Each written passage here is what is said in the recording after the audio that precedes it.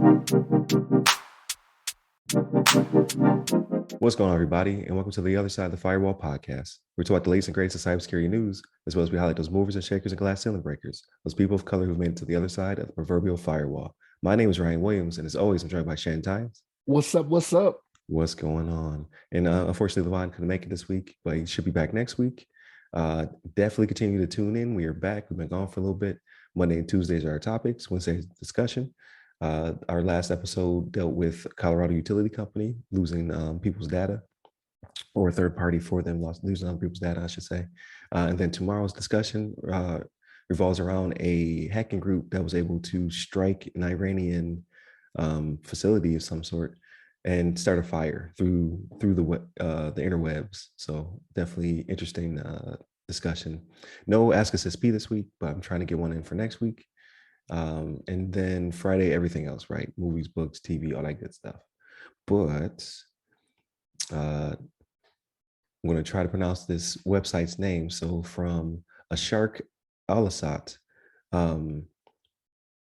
it's a English website from Saudi Arabia. So the title of the article is Saudi Arabia, U.S. signed MoU, which is Memorandum of Understanding, to promote cybersecurity cooperation.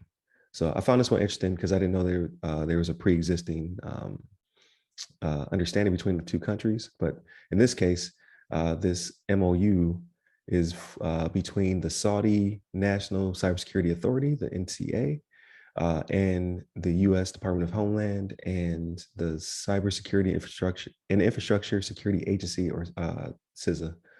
And it deals with, sure I got all these good details in here. It's a continuation to ongoing cooperation between the two countries in cybersecurity. It focuses on several areas, such as sharing cyber threat information between both countries and exchanging best practices and expertise in this field. So it's kind of like a doubling of efforts between the two communities. Obviously, like cyber attacks and ransomware and all that stuff is pretty rampant for us.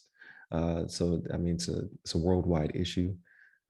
Between the two countries, they will help each other with monitoring these threats. They will share information when they are attacked, things of that nature. And then, like I said, best practices. So this is how we got after X or Y or what have you. So it's definitely a good effort. I like to see it. I hope it happens between other nations, right? So like we know Interpol and the FBI and the Department of Justice have been working together a lot when it came to like catching, I believe it was one in the Netherlands or somewhere in one of those Scandinavian countries where they're catching sex traffickers. And then there was another one we talked about where it was the cartel had burner phones that had apps on them. It made them download the apps, right? Yeah. Or they got them to download the apps. Yeah. Right. You got them download apps. Then they were able to view their text messages, like them admitting to crimes and trafficking people and selling weapons.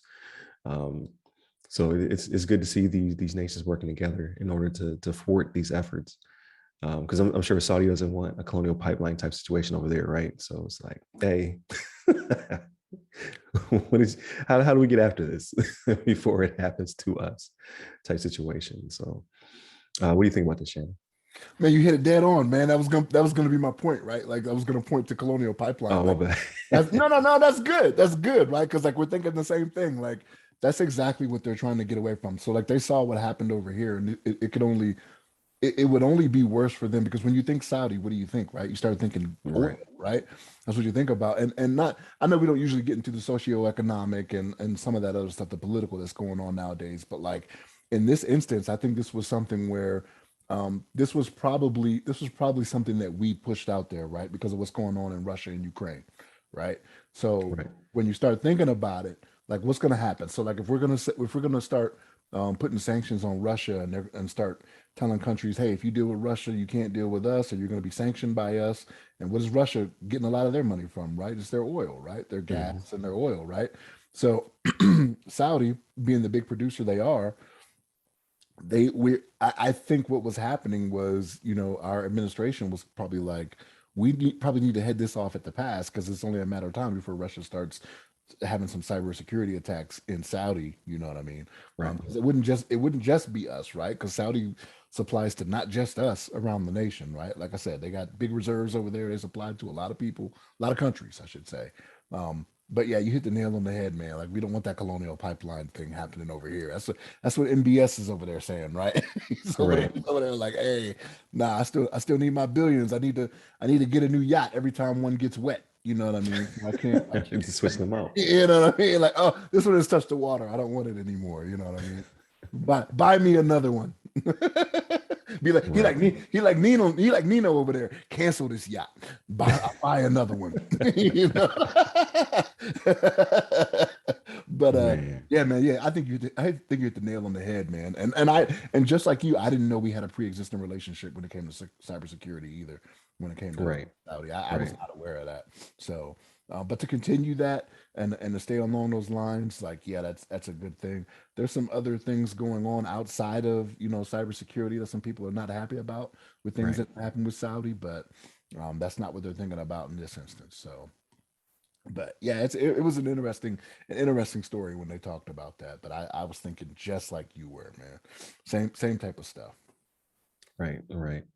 Um, but yeah, we'll see how what more efforts happen. I'm sure there'll be more memorandums of understanding, things of that nature between other nations. So we'll bring those up as they happen. But yeah, everything is it's a lot of fallout, obviously, from the continuous war between Ukraine and Russia. So everybody's like prepping, right, shoring up the the loopholes, for lack of a better term, to keep themselves safe in their populace. So more to come, but definitely continue to like, share, subscribe. Like I said, our schedules for the week are Monday and Tuesday are topics, Wednesday's discussion, Thursday's Ask Us SP. I don't have one yet, I think, but this will be the first one I do with Skylar Hunter. He is a self-proclaimed script kiddie and pen tester, or pen tester in train, I should say. So he does it. A lot of this is hobby is his hobby. He's going to talk about his tools and how he got into it and all that good stuff. So definitely look out for that one. And then Friday's everything else. So if you want to hear us catch up on Thor and Miss Marvel and me finally watching Star Wars, definitely tune in for that as well. Hit up all of our social medias. They go by our name. Give me up personally. I'm at RyRy Security Guy. That's RYRY Security Guy. I'm on Clubhouse, LinkedIn, Twitter, and TikTok. And LeVon Maynard is LeVon Maynard at Twitter. So hit him up as well. Stay safe, stay secure.